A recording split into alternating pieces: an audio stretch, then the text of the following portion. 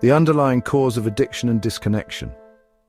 It's a word often shrouded in shame and misunderstanding. We tend to think of it solely in terms of substances, drugs, alcohol, porn, attachment. But what if I told you that addiction is not the primary problem? What if it's actually a symptom of a much deeper issue, disconnection? Addiction at its core is a desperate attempt to fill a void. It's a yearning for something more, a way to numb the pain of feeling alone, lost, and without purpose. It's a search for connection and meaning in a world that often seems to lack both. The truth is, we are all wired for connection. It's as essential to our well-being as food, water, and shelter.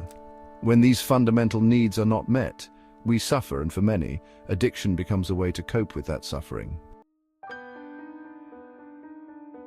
Disconnection manifests in various ways. There's the inner disconnection, the feeling of being alienated from ourselves, our values, and our true desires. Trauma, shame, and unresolved emotional pain can lead us to build walls, separating us from the very essence of who we are. Then there's social disconnection, the feeling of isolation and loneliness that pervades our modern world. We live in a society that often prioritizes individual achievement over genuine human connection.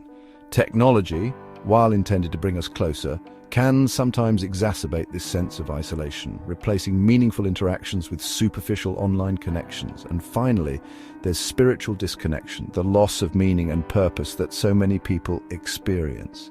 In a world obsessed with material possessions and external validation, it's easy to feel adrift, searching for something to ground us, something to believe in. The journey to healing from addiction begins with recognizing and addressing this underlying disconnection. It's about understanding that true fulfillment cannot be found in substances or fleeting pleasures. It's about re-establishing those vital connections that give our lives meaning and purpose. This involves engaging in deep inner work, confronting our past traumas, cultivating self-compassion, and reconnecting with our authentic selves. It's about learning to listen to the whispers of our hearts and rediscovering what truly brings us joy. But healing from addiction is not just an individual pursuit. It requires rebuilding broken connections and fostering a sense of belonging. It's about reaching out to others, building healthy relationships, and seeking support from those who understand our struggles. Ultimately, overcoming addiction requires a collective awakening. We need to challenge the societal structures and systems that perpetuate disconnection and create a world where genuine human connection is valued above all else.